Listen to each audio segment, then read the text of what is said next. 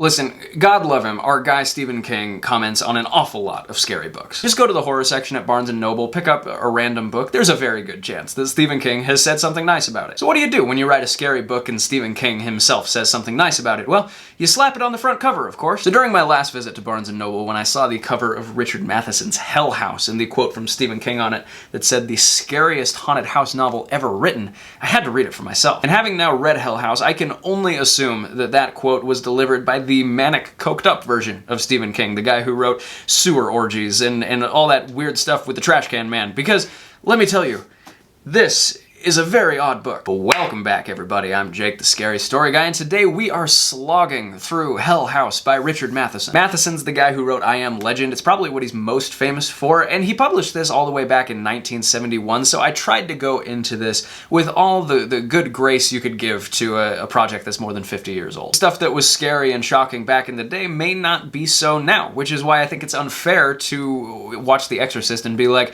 boo, this isn't scary, it's obvious that's pea soup. Now, all that being said, I can't say I really enjoyed my reading experience here. There are definitely some positives to this book, but I am going to tell you what I didn't like and hopefully save you some time. But before I do that, please like this video and subscribe to this channel, and that way you'll be safe the next time you're at Barnes & Noble and Stephen King's trying to catfish you into reading half the horror section. So Hell House actually starts off pretty strong. Basically, old man, about to die, he's scared of his impending death, and he wants to know for sure what lies beyond. So he hires a few people to go spend several nights in Hell House, one of the most notorious and dangerous haunted houses in the world, to try and collect some proof for him. So we've got not just mediums and psychics, but also legitimate scientists of the paranormal, and they're all trying to escape Hell House with not just their sanity and their lives intact, but actually some proof that there is life beyond the grave. And I like that setup because it gives all these characters a reason to actually stick out their time in this house. They're gonna get paid a load of money, so it makes sense for them to stay even when things get really hairy. Unfortunately, it does take quite a while for the things to actually get hairy. The first third of this book is just really slow. And I also need to point out, sadly, that Matheson's writing is not exactly stellar. A lot of really wooden descriptions of things, sentence structure that doesn't totally flow. I'm normally a pretty visual reader, but I found myself almost completely unable to picture this book in my head. Hell House obviously pulls a lot from Shirley Jackson's The Haunting of Hill House. It even sort of cribs the title from it,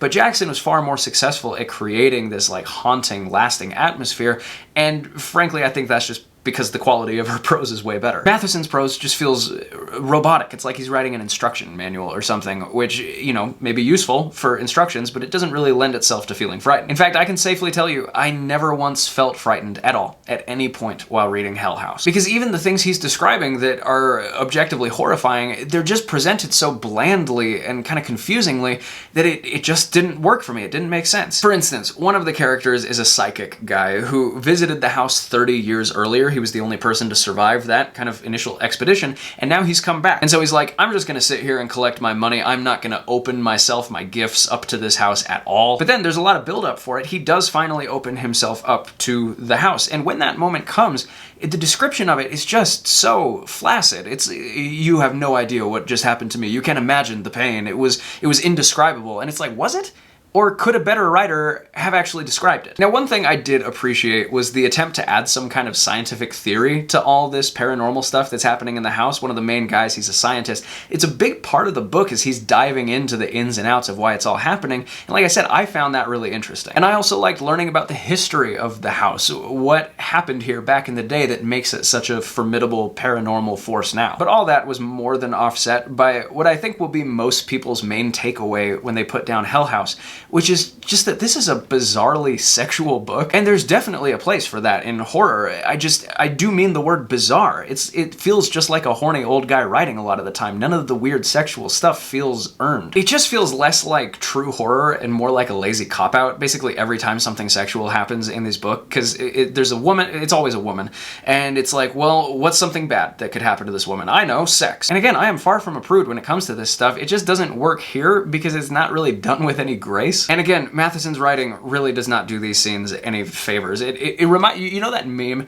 that's like male authors writing women, and it's like, she breasted boobily down the stairs. That's very much going on here, and his writing style is so clinical that it just really does not lend itself to the sexual content he's writing about, which wouldn't be a problem if it didn't come up so often. It's like every few pages. Because eventually we do reach a point where, you know, slow start aside, things really start to pick up and things are happening. It's very fast paced, but unfortunately there's just not enough here to invest you in the plot or make you care about the characters, and so all of it just ends up falling flat. And it's too bad, because I was genuinely looking forward to this book, right? I love a good haunted house. I love a good supernatural explanation of the paranormal. I love Stephen King, and Stephen King loved this book. But after, I'm just kind of left like, it is an amazing experience to feel something leaking out of your head as you're reading it. There were so many times where I picked this book up, having just read it the night before, and I look back at what I read the previous day, like, I have no recollection of this. It got to the point where every time I picked up Hell House was just an exercise in self-control, because at no point did I feel excited to continue reading. It just sat untouched on my nightstand for literally days at a time, because at a certain point I just became convinced there was no way the end of this book could be interesting or satisfying to me. And you know what? Not only was I right, but the ending actually managed to disappoint me. There were a couple decent moments with 50, 60 pages to go, but everything from that point on just felt like, oh,